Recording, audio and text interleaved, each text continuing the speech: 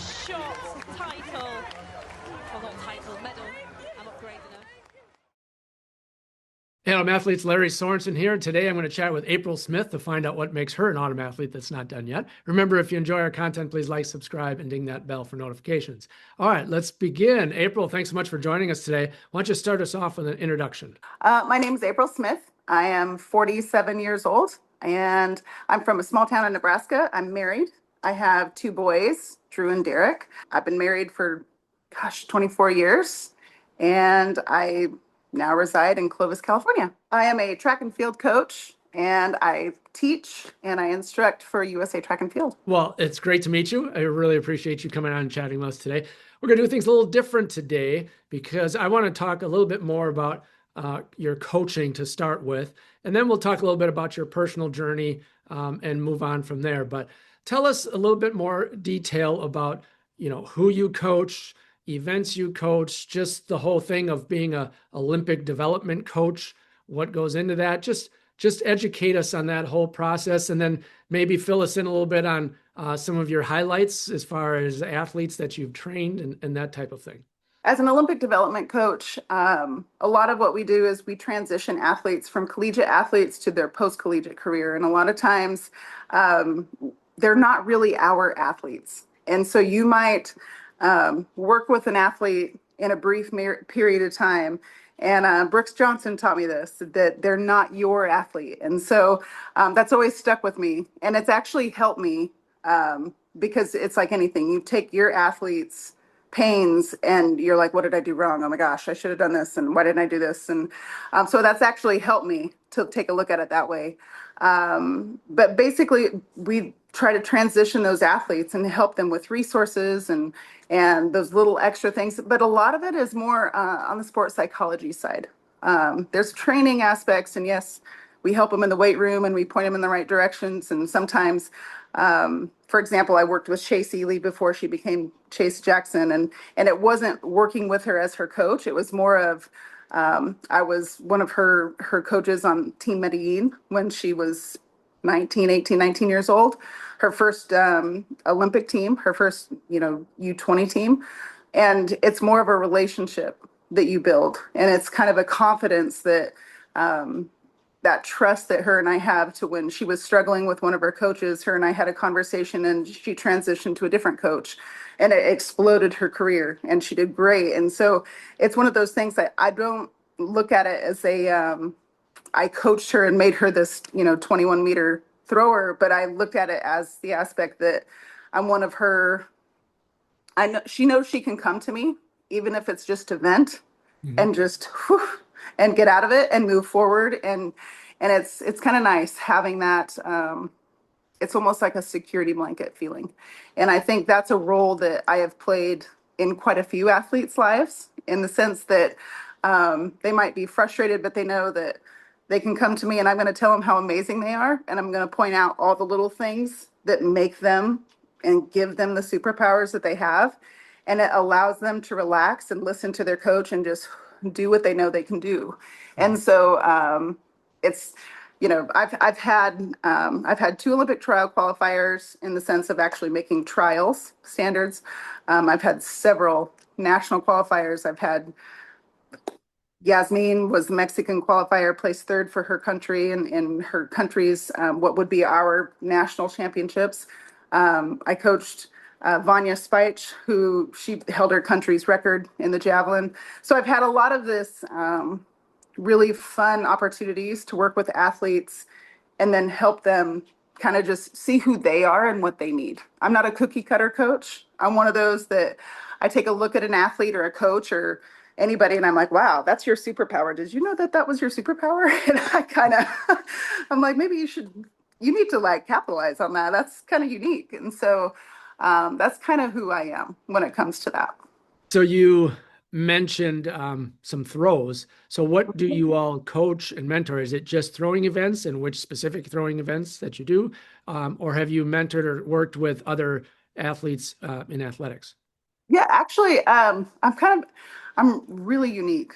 In my own perspective, I feel like I'm strangely unique. I've coached several athletes in multiple sports. And I think it was because I was a multiple sport athlete. And, my goal was to be on a Wheaties box. And I really didn't care what sport, because whatever season it was, that was my favorite sport at the time. And growing up in small town, rural, 1,220 population town, it's just you couldn't wait for the next sport to happen. And so I've coached swimming and water polo. I've coached boys basketball just recently in the last like 6 months. I've coached little kids. I was a PE specialist for kinder through third grade. So I've coached masters athletes. And so I've had an array of experience. And I think human performance is something that never dies in anything. And I think that's why track and field is so unique, because I'm primarily a throws coach. I was a thrower growing up. I actually high jumped, which, is one of those things. I always wanted to be a multi-event athlete. Mainly because I was always told, well, I was too big to be a sprinter. And I was like, okay. And so I can jump really high and I can do this really well, and so I was always one of those like, oh, let me prove you wrong kind of person.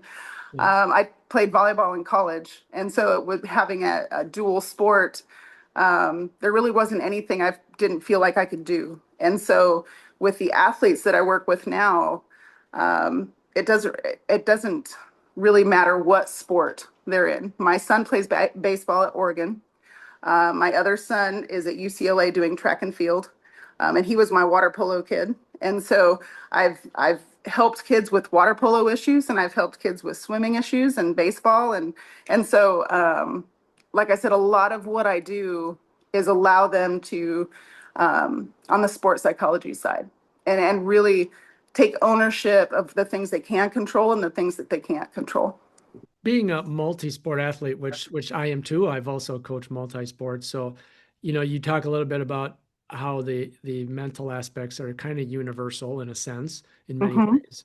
But, when it comes to, going to all of a sudden from, throws to water polo to volleyball, how do you go about really educating yourself on the techniques and the specifics for those different sports to then be able to combine your psychology aspects into being a good coach? Well, it's actually, I think, me being a multi-sport athlete, every aspect of sport has different technical aspects. I love sport, and I've always been one of those people that when I watch it, I could always kind of repeat it. And I was like, I think I can imitate that. So I like to surround myself with those like-minded coaches that have kind of that Olympic side of training so that I can pick their brains. So for example, my son's water polo coach, he's actually probably one of the best coaches in the nation for water polo. His brother, who was my son's younger, middle school coach, he's a referee and he referees all of the national championship type things. So I've been fortunate enough to put myself in front of people that know the sport. And if I don't know, I ask. And it's one of those things where I look at the technique of things. And of course, I have a biomechanics background being a track and field coach. We're actually more biomechanically sound than most team sports, simply because there's a lot of strategy versus, if it's going to be what type of game, that's strategy.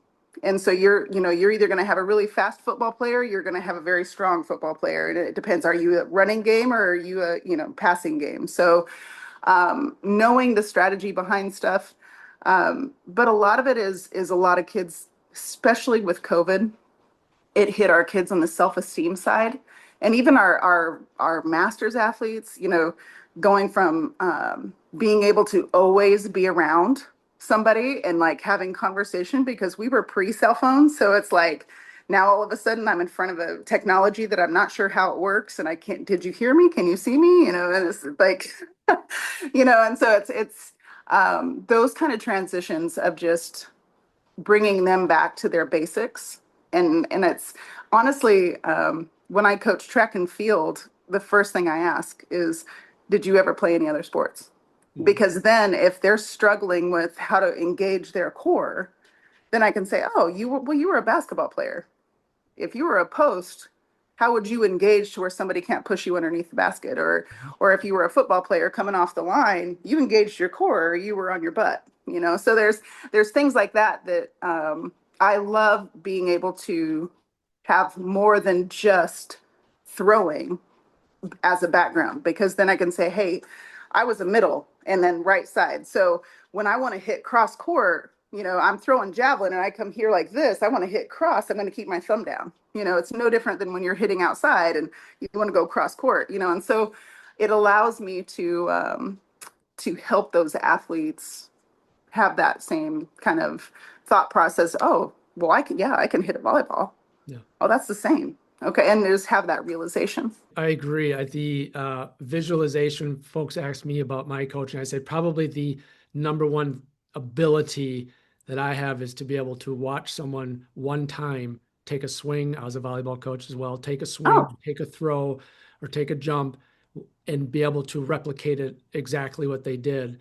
And that's the skill that unbelievably, even coaches at high levels do not have that skill to be able to do that visual check and be able to duplicate it and show somebody. You know, they use the films and so forth to do that. But I agree with you on that. And I love the idea of, you know, using the other sports. So I think that's something that people could take away, you know, young coaches here or young athletes being able to say, like you said, you know, if you want to throw a ball or you want to hit a volleyball, elbow forward and through with the tricep is the same thing. You know, it's just a little, even shooting a basket, elbow forward and pushing up instead of hitting through, right? So, you know, and that's where those things that often click with athletes if they don't have that self-visualization skill. So I love it. That is some really good stuff. You and I are on the same length on that one. Nice. I like it. All right. So we want to know a little bit about you for a minute, and then we're going to get back to a little bit of some ideas for masters track and field athletes and athletes in general. Yeah. So let's take a quick break from the coaching and just kind of tell us a little bit about yourself, your background, some of your achievements, what you did, and then kind of how it transitioned to the coaching. Yeah. Okay. So, like I said, I came from a very small school, a town of 1,200. Now I think that's like 200 because, you know, we all married and moved away. But yeah, it was a town of 1,200. I think I had 31 in my class, which was like the largest class that had, like my sister had 19 in her class, and she's 4 years older than me. So playing sport, and I was a farm kid. I grew up outside, you know, I grew up on, you know, riding horseback and working in the hayfield, and that was kind of my weight room, because our weight room was reserved for football. And so we really didn't have weights or anything like that. So a lot of times people are like, oh my gosh, what did you do in high school? You know, and I was like, well, I worked in the hayfield. You know, and I literally threw what we called idiot bales, you know, because my dad's like, any idiot can do it, you know, just pick it up and throw it onto the truck. And so unloading idiot bales, you know, and flanking calves and things like that at brandings was my power clean in my weight training.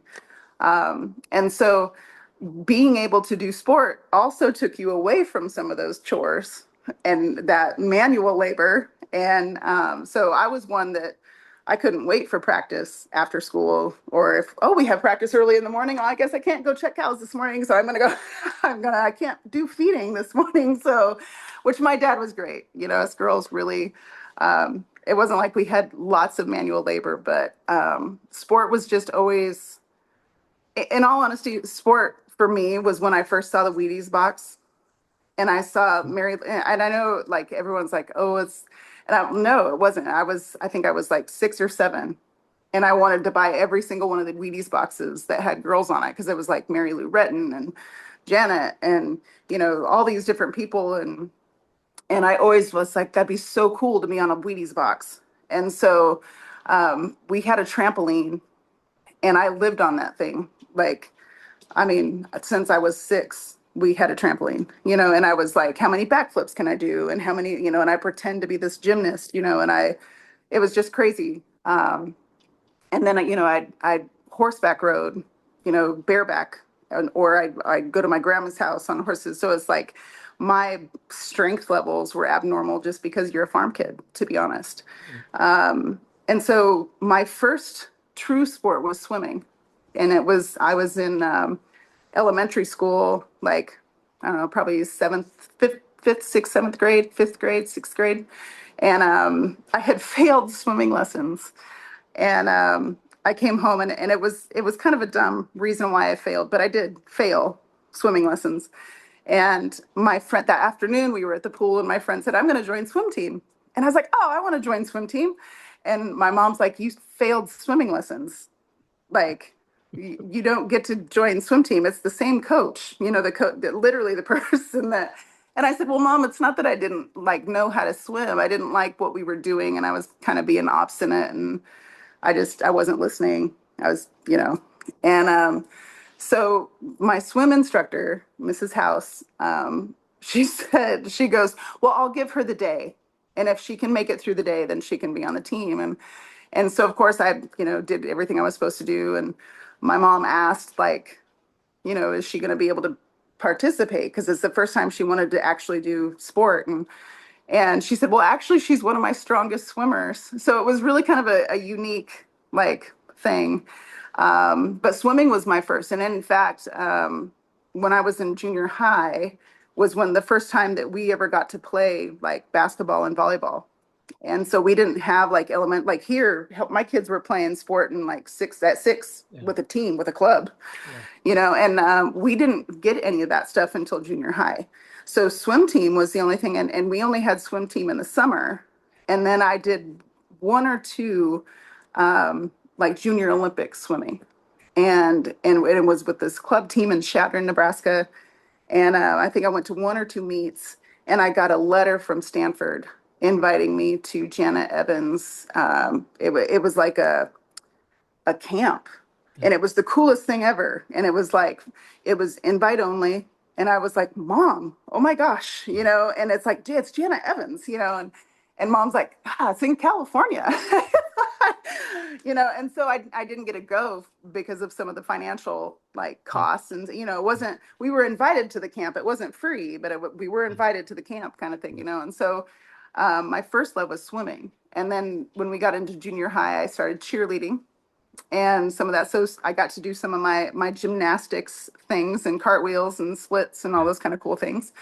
And then it got into sport and being, 5'10" and I'm 180 pounds, I was bigger than a lot of the high school boys.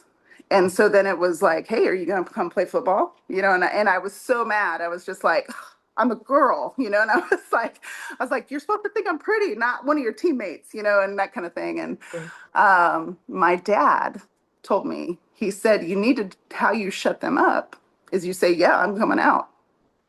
And he said, and so I was like, okay. And so Robin comes up to me, Robin Retzloff, he's like huge. He's like 6'4", he was probably 280 in high school. And he comes up to me, he's like, hey, April, you going to come out for football? And I said, yeah. I said, someone's got to show you how to hit. And like being kind of and I was going to be a freshman, and he's like my sister's age. So he was like a junior or senior. And he thought it was hilarious. And it was just like, oh my gosh, and the whole thing. And all of a sudden, like, it kind of helped me transition with the guys. Like I was cool and that kind of stuff. And it was actually a blessing because they started inviting me to like Sunday morning pickup and stuff like that. And I was literally like one of the guys. Yeah. And it put me into a better sport position. And, so I used to joke that, like when I played basketball, I'd much rather play with the guys than the girls because girls were like pulling hair and grabbing uniforms and the guys were just, it wasn't any of that stuff. And so I kind of got a, my boys is what actually made me probably stronger and a much better athlete because I was always asked to play pickup. And so once we got into high school, we don't have every sport. And I'm like, honestly, I don't even think my high school is probably still Title IX savvy because we didn't have like to be honest, like we had football, wrestling, boys basketball, and track. And then on the girls' side, we had volleyball, basketball, and track. That's all the sports we had. And so like we didn't even have like cross country. So it was just, you went from sport to sport. And then I started doing Junior Olympics, which got me into that track, summer track. And I started doing really well. I started winning quite a few of the Junior Olympic national championships. And my town is so supportive. I came home one summer and they had a sign, a billboard that said "Home of April Cockrow," and it like huge, like Friday Night Lights type 16 by 20-foot sign. And I knew nothing about it. And I had a friend call me and he's like, "They misspelled Olympic." And I go, "On what? What are you talking about?" And so it like that's the kind of support that that small town had. And so, but it also puts a lot of pressure on you as an athlete, because then it's like, man, I'm representing a town of 1,200, and it was like, I remember the first time I lost a track meet, because I had broke every record, shot put and discus, from my freshman year all the way up. And the first time I got beat was like my junior year. And it was like her last throw, and she came back and beat me. And someone made a comment and was like, "Man, we didn't even watch because we assumed she'd win. What happened?" And it was like so devastating, because I was like, "Oh my God." And this is a town where when you drive down the highway, everybody waves. And if you don't, your mom gets called. They'd be like, "Hey, I saw April driving down the street. She didn't wave. Is everything okay?" So there's just that like overwhelming support it's so amazing, and it helps you drive to where no matter where or what you're doing, like, there's somebody. Like I still have clippings. When my dad passed, I got an envelope, and it had like all of my clippings that this lady that was just a family friend, but anytime something came out in the newspaper. And it was such a blessing for me, because when my husband and I first got married, and we moved to North Carolina, we had a flood in our new home in our basement. And a lot of my like clippings and pictures and stuff from like my high school, college days were ruined. Yeah. And so it was really cool to like, so some of the clippings that I have are like thanks to like, First National Bank, and some of those that just kept them. But yeah, so then that transitioned into I was being heavily recruited for volleyball. So in high school, I played volleyball, basketball, and track, and I was MVP for I think 3 years, for volleyball and basketball. And actually, I was probably a better basketball player than I was either of the other two. But like I said, it was by the time I was a senior, I was like, man, I'm gonna like punch somebody in the face, out frustrated. And but volleyball was always like a love sport for me.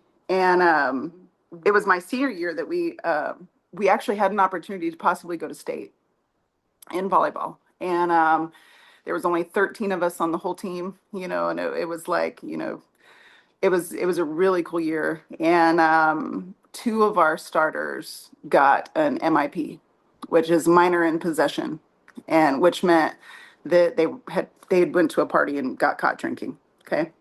And it like was one of those things that was like out of our control.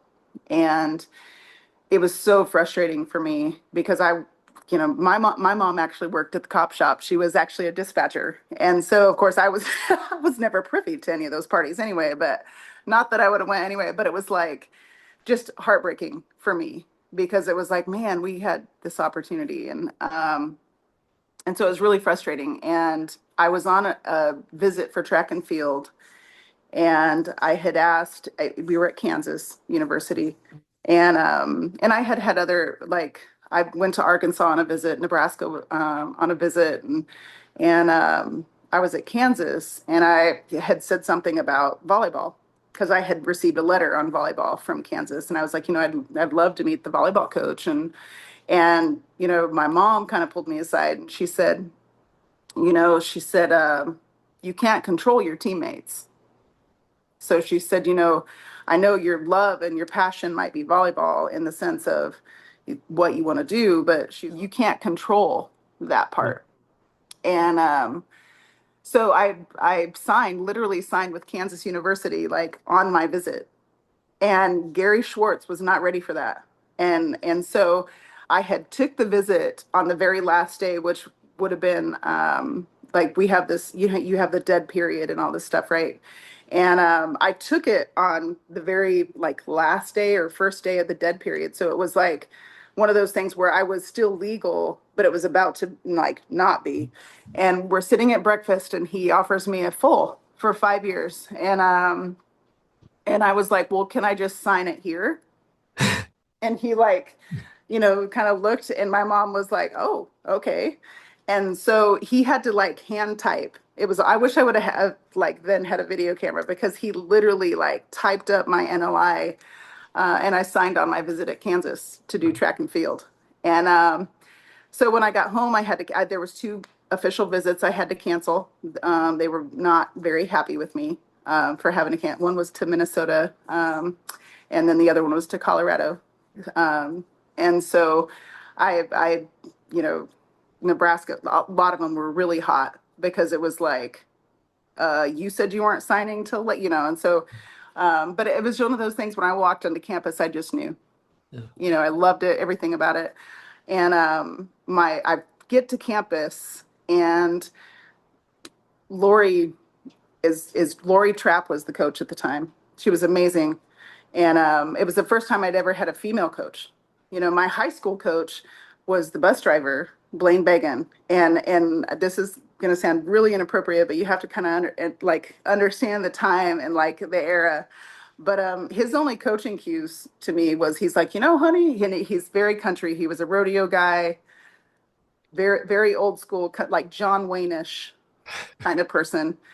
And he says, honey, he said, I've been watching, and he wasn't our real coach. He was literally our bus driver. And he says, honey, I've been watching these other girls. And he said, it looks to me like they just kind of shuffle backwards and then throw their knockers up and they throw really far. And I was like, that's right. I can do that. And so, that cue got me I was, All-American in high school and, would actually do really well right now and with my high school marks. So I went from like that kind of small town to Kansas. And so having a female coach, it was the first time I'd ever had a track and field, like a throws role model as a female. And it was really cool. And it was about 2 weeks in, she said she was taking a job at Mississippi State. And she's like, I'd love to have you transfer with me. And I was like, man, I'm already like 12 hours from home. I was like, and I don't know that I could go that, that much further and stuff. And so, and plus I did really like Kansas and just the era about it, as Roy Williams was there. And so it was like this whole thing, and so I didn't go. And she left and they brought in a throws coach from Canada. Her name was Lori Leroux. Very good javelin thrower. She was like Canadian Olympic level javelin thrower. And I had only thrown javelin three times if you count nationals. So I threw it in Junior Olympics. And Terry Steer, who's now Terry Cantwell, her dad was the one that he's like, hey, you ought to pick up the jab. And we're at the state meet. And I was like, well, I've never thrown it before, and he's like, oh, I'll give you a 10-minute thing. We'll just do a few things. Well, I ended up qualifying. And of course we didn't have javelin. So I threw like 130 and never really, it was literally, I'd have a 10-minute practice and I'd borrow someone's javelin at the meets. And so when Lori first came in, she really, she knew the basics, but that wasn't her expertise. And I was really excited and I had all these Olympic dreams and goals.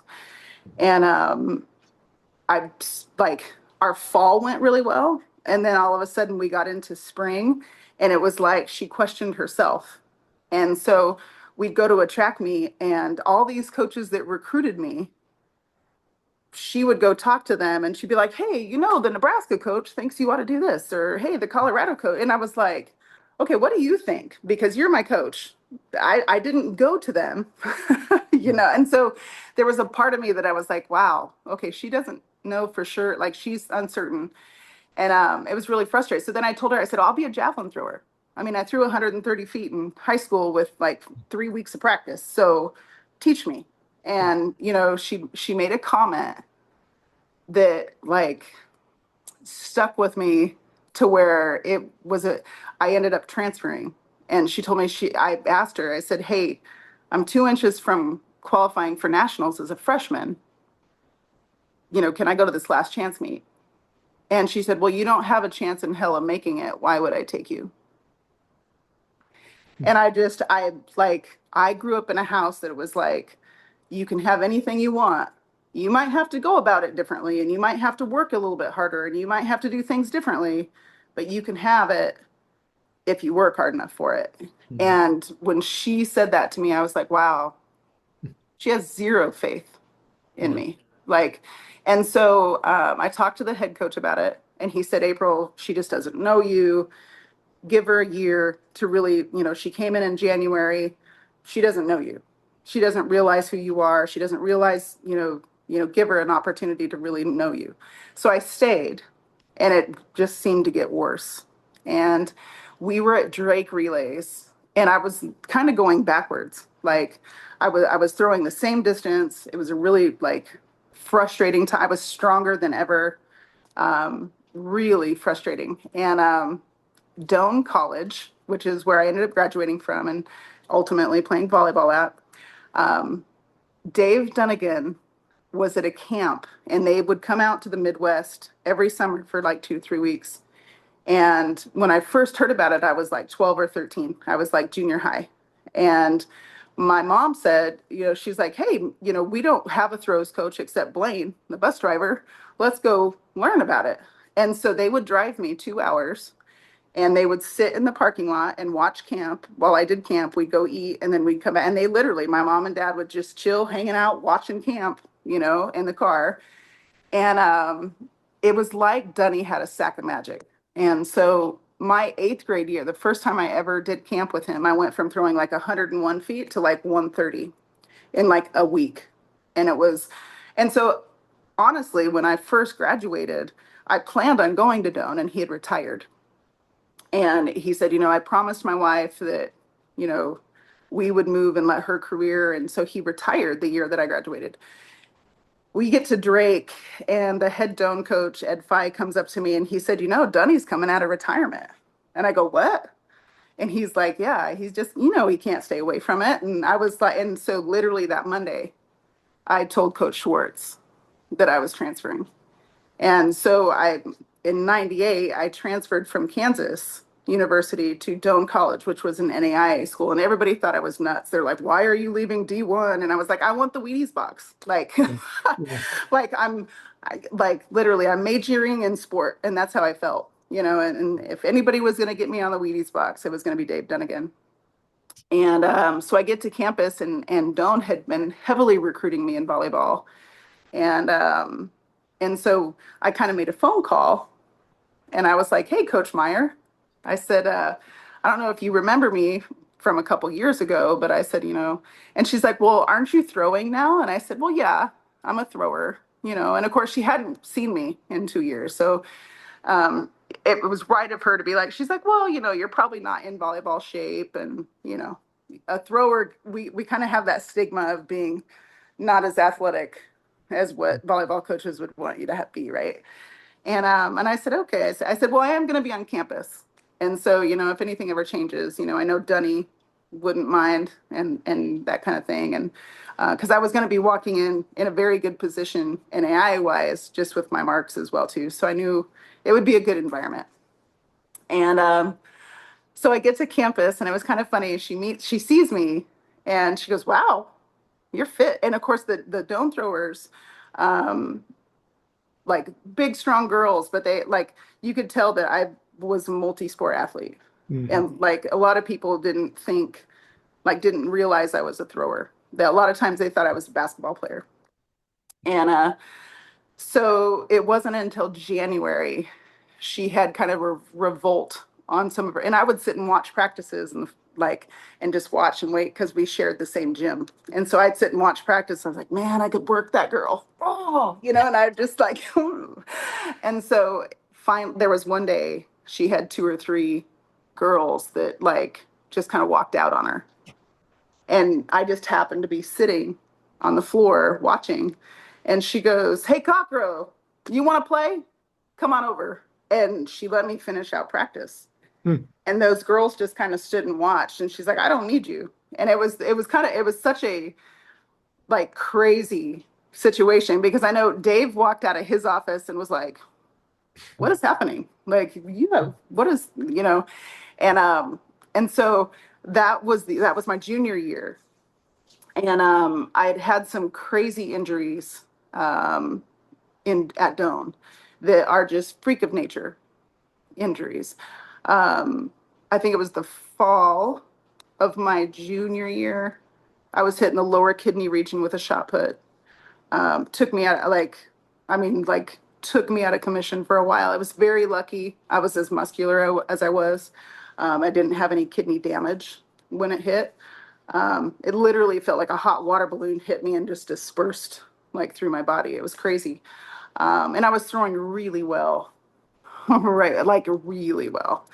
And that was actually, that was my junior year. And then my senior year, which was when the volleyball thing happened, I was weightlifting, and the football team would come in about the same time that the throwers would lift. And there was a couple football players that were throwers. And I kind of got into a who's bigger and stronger competition with a third string lineman. And I was squatting, and I was very strong at the time. And I was doing sets of 10 with like 315. So I was very, very strong.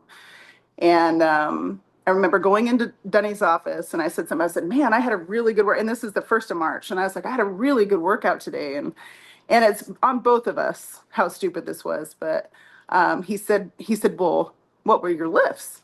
And I said, well, I just did 3 sets of 10 with 315, and it was like cake. Like, I feel really good. And he's like, well, Don Dumble only did 465 as a 1 rep max. I wonder where you'd be. And so, of course, in my mind, I'm like, let's go look. Let's go see. I think I could do that, because Don was throwing at UCLA and was like a huge idol. And I was like, okay.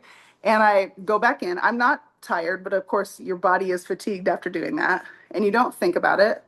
And I put 405 on. It felt easy, not like down and up. I had never had that much weight on. So I had my weight belt on, and I remember walking back, and it was like just walking with that much weight. It's like your whole body just goes, right? And I had Rusty was behind me, and then 2 throwers were on the sides. And I don't know if you've ever been told this. So like when you're bench pressing, if you can't get one side up, they'll tell you to like visualize it and like stare it up. Mhm. And so we had these mirrors, and I'll never forget. I think I had like, might have been 460, or it was over 450 on. And I went to walk back, and I went to go down, and it wasn't heavy, but my knee started to go in, like, how the weak butt situation, right? Mhm. And instead of just standing up with it, I like looked down, because I like see it in the mirror. And I naturally just kind of looked down, and the weight pushed me forward. And I like literally did like a lunge into, it's the weight rack that goes like this. It's a stair step. So Mhm. it's not really the safest of venues. And I heard like pop, pop, pop. And I was like, oh. And this third string, like, I don't even think he was power cleaning 60 kilos, is behind me. And I heard him make a derogatory comment about the dumb shouldn't have had that much weight on. I'm very competitive, and I was immediately, because it wasn't heavy, it was just dumb. It was just a stupid movement, right? And I kind of took a deep breath, and I looked at Rusty, and I said, you know what? Let's re-rack it to 425. I'll do 3. And at this time, I knew like my ankle was bad. And he's like, April, we heard it. I was like, I don't care, re-rack it. And I was so angry and like stubborn. So they re-rack it. I get under it. I pop 3 out, and I like look over at him. I said, that's why you play third string. And I turned around, and I grabbed Rusty. Rusty was one of the football players. He was huge, huge thrower. And I grab him, and I like get out of the weight room, and I literally collapse. And I'm like, I can't walk. And he goes, what do you mean? And I said, I'm pretty sure I broke my ankle. So he fireman carries me to the athletic training room, and sure enough, I had broke like where your ankle attaches, where the tendons would attach, the little ankle bone that sticks out. I popped both sides, and the ankle, like the ligament was so stretched, they couldn't really even repair it. So when I went in, this was like, it was March, mid-March, like right before season was starting. So like 15th, 16th of March. And I only had an outdoor left. And the athletic trainer calls the doc in and he says, well, he said, I know it's broke, but he said, you can technically, we could give you a shot of cortisone. We could tape you up like a cast. He said, we could get you through, because otherwise I would have lost my season. Yeah. And, but he said, I don't even need to do an MRI. He's like, it's broken. And so I'm like, okay, well, let's do that. So I had my first cortisone shot was in March. I had one right before conference, end of April. And then I had surgery, and then I had nationals. And at that point, it was to the point that like every day I was in with electrodes on my foot and ice bath, and it was just like, at first it was manageable. And I was always in a walking boot and all this stuff. But at that time I was like, man, it was just injury after injury. I had my surgery in June, and I had volleyball season as I graduated in December. So I was like trying so hard. It was going to be my first opportunity to get to play college volleyball. And and the test to be clear with my ankle was just to do 10 like calf raises in a row. And that was it. That was the test. So every day I would get off that thing and I would just do 10, and I'd be like, oh, that hurt, and then I'd put my boot back on, and I'd sit there, and she actually took me to Orlando. I didn't get to play, but she actually took me on the team trip, which she wouldn't have had to. And then it was mid volleyball season. I get cleared in end of August, mid volleyball season, right before conference play. I blow my knee. And I was like, okay, what is the situation? I was like, what have I done? Like, why?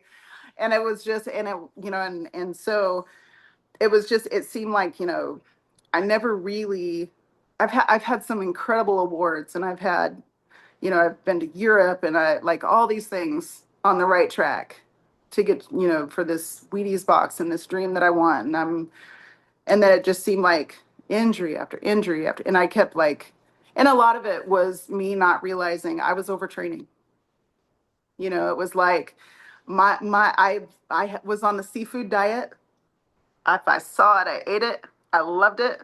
And I was like, well, I'll just work out harder so that I can eat it, and it was like every Wednesday we got Dairy Queen. So it was like, okay, well, let's just do a little bit harder workout on this day, and then I can have my Dairy Queen this day. Right. And so in my mind, it was like all these things I thought I was doing right. Like I remember, I might get in trouble for this one, but I stole the key. I used to work in student life as like one of the student leaders, and I'd bring in the freshmen and we'd do all their orientation. I stole the keys to the pool because I wasn't cleared with my ankle to do any workouts. And so I stole the pool keys because it was an indoor pool. And then at like 10, 11 o'clock at night, I snuck in and I would do pool workouts. And it was like really creepy because it was like one of those really old school gyms. And so like it was very dungeony. And then you had like just these like lights in the bottom of the pool is all that was on. And I kept thinking, I was like, man, it's like a murder scene, but it was like, but that was my, and I'm going to be honest, it was my fault. Like when I really look back, I never felt like I was working hard enough. And so, and it was sometimes you want something so bad, you don't even realize that you're overtraining to that point that you're being detrimental. Like you think you're doing all the right things. You think you're in it. You don't realize just how important the rest is in part of that cycle. Yeah. Because to me, it's like, if you're resting, you're being lazy, So if I rather than stay at home and watch TV, I was playing racquetball, or I was, dancing, or it was always, because if I felt like if I was at the house, I was going to just eat food and be lazy, Yeah. Like I didn't even have cable TV. I had the TV with the built-in VCR, and I would watch my favorite movies and Yeah. stuff. So just because it was like there's so many distractions, and so yeah, it was my injuries is honestly what probably made me a really good coach in the sense of like my recovery and how to peak an athlete. I Mhm. know it's because of my own, like I literally tested my body till it broke. And I Mhm. was like, I know what's going on with this is what's wrong. You have this. Does this hurt? This is why that hurts. So all of my injuries actually made me a really good coach. Um, but it definitely has transitioned from, okay, God has pointed me, I'm a thrower Mhm. and I want to be this Olympic thrower, but now it's like, no, you're a coach and you're going to teach everybody the things that they need to do and things not to do. And you're going to point them in that direction before they ever get there.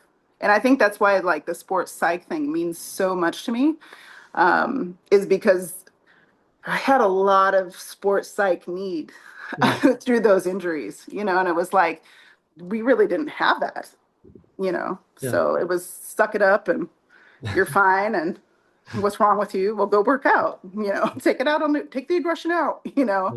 So obviously all of those things made you, like you said, a good coach now, and you're able to use and draw on your experience. But now that you're in your autumn athlete phase, Hmm. coaching is still the primary aspect, but you have to be able to demonstrate and do those types of things. So what do you do just to keep yourself at that level to be able to demonstrate things and not get hurt? What kind of training do you do now? I'm going to be honest. It's one of those things. My kids have kept me, because like I said, I have two boys, and one is he's going to be a senior at University of Oregon playing baseball, and my other one is a sophomore at UCLA. Um, I did everything with them. So it was one of those things like when I go to camp or I go, like my fitness, I think has always been some form of sport or doing something, either something with the kids or, but I'm going to be honest, my go-to has always been like yoga. And I think one of the most ripped times of my life was when I did yoga 4 days a week. Yeah. And it was just, there's not only does it kind of put you back into like normal, like it evens you out. But it's just it puts you in a really good flexibility. Like my flexibility is probably no different than what it was in college, Mhm. but like the injuries, like the damage from my knees and all that kind of stuff, and um, it's just I think I've just when it comes to what I do personally, a lot of it is the movements throughout my day. I don't know. I know that sounds kind of like strange, but it's like when I clean, I dance. When I do anything, I like turn music on. When I like Yeah. it, there's just has always been like when I watch like when my kids aren't home because they make fun of me now, but when my kids aren't home, like I sit and watch my favorite show and I still do abs in between on commercials because that's what I did. It was like the leg raises and all these things, and um, so I don't hit the weight room simply because it's one of those things where I don't need. I'm not gonna lie. I'm extremely muscular for not lifting in 10 years, to where even when I was an athlete, it was like I could look at the weight room and gain muscle mass. And Mhm. so the one thing that kind of kept me lean and flexible and stuff was Yeah. yoga and like some form of like aerobics. So, you're 47 now, 50 years old is kind of It's the coming. cutoff for like national senior games and stuff. Obviously, masters track and field starts in depending on meet 30 to 35 range. Um, after all these years of coaching, do you have anything in mind in the horizon of maybe getting back out there and throwing some things around or? Actually, I want to come back in javelin. And I told my husband this because I don't think I was a really good swimmer, very good swimmer, and I was a butterflyer. And so, like even when I was coaching swim, which kind of got me back into, I was like, man, I could like swimming is just, sport is my passion in all honesty. Um, but I told my husband, I started looking up different things. because I've had a lot of my friends, and even two of my athletes did the 30 to 30 or 35 to 39 Mhm. range masters. Yeah. And I was like, oh my gosh, that's one of my athletes doing that. And, so I'm not gonna lie, about 2 months ago, it was about 2 months ago, I got this wild hair. And I was like, because everybody, Bonnie Edmonston kept saying, April, when are you going to start doing masters? Like, you got to come join us at masters, and I kept thinking, I was like, man, some of these, I'm still competing, like with ones that are actually healthy, like, but then I got to think, I was like, I've never really got to show my javelin. Yeah. And so if I have already kind of researched, my husband thought I was nuts. And both of them were like, you have bad knees. What are you thinking? Like all that's going to do, you're going to be so sore. So they're trying to protect me because I have had some of these crazy injuries to where like, there's like a couple times after camp, it's like, oh, I can't walk. Cause I'm like, wow, that was positions I haven't felt in a really long time. But I've already kind of researched the records and of my of my age group, Mhm. and like javelin is something that is really pulling, Yeah. and which is so funny because out of all of the throwing events, it was the one that nobody really knows me in. And I think that was the other thing too. It was like there's that little bit where people knew you in a certain thing. And Yeah. it's like, just like when I started coaching boys basketball, people are like, you played basketball? And so then I'm like, yes. And so I do, and they're like, wow, she did play basketball. And so it was like, I think honestly, it's just one of those things where it's so intriguing for me because I didn't get to like fulfill it Yeah. like I did some of the other stuff. So coaching basketball this year was probably one of my favorite coaching opportunities, and it was boys, so it was even more fun because I'm not gonna lie, I was bigger than most of them. So Yeah. of course it was like, but it was just coaching it is so much different than playing it. Like I really enjoyed coaching basketball this year and just showing them how to use their body and that kind of stuff. And so I think if I come back, it'll be in javelin. April, I gotta say that it's been very fun having you on and hearing your story. Um, I want to wrap things up here now by giving you the floor just to kind of give us some final thoughts, whether they're more in the line of coaching or training, whether it be for even youngsters or for other autumn athletes. The best advice I can give a coach is figuring out, because body language is probably my strongest language, is I can recognize whether or not an athlete really understands what I'm talking about or not just by their body language. But is find out what kind of athlete you're dealing with. So like this weekend I had a camper, and it's one of the first times I've had a camper be this auditory. But a lot of times, you can demonstrate and then they can imitate you, which we talked about. I can imitate almost anything. This young lady couldn't imitate, but if I could tell her like how to do something, she could do it. And how you know is ask them to explain it back to you. So for example, I asked this young lady, she said she was doing something and I said, well, show me.